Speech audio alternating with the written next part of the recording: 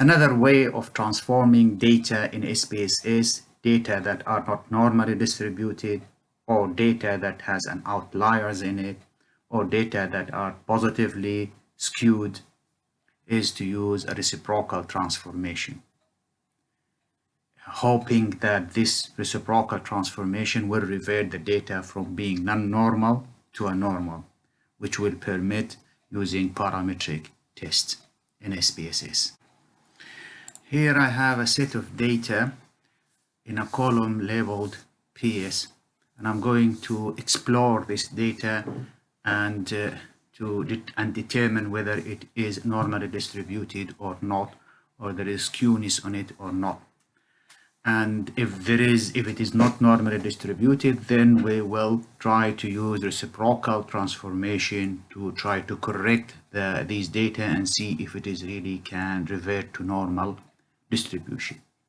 First step to do is to check whether these data are normally distributed, and I'm going to click on Analyze, Descriptive, then click on Explore, reset this, and I'm going to move the data titled PS into the dependent list.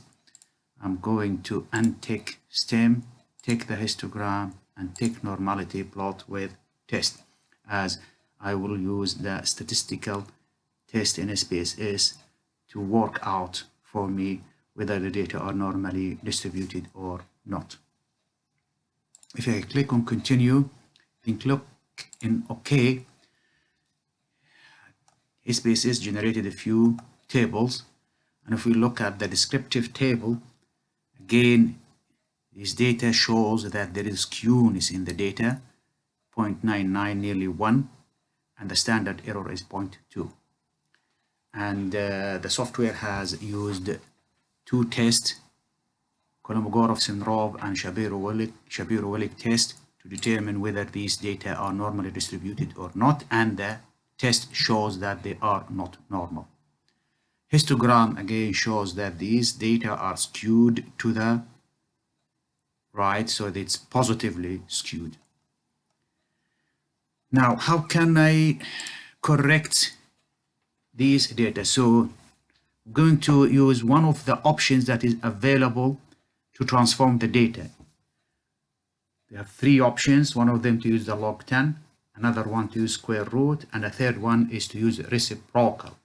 And to do reciprocal transformation, click on Transform, Compute Variable, reset this, and I'm going to generate a column where the data on the PS column will be computed, and I'm going to call it inverse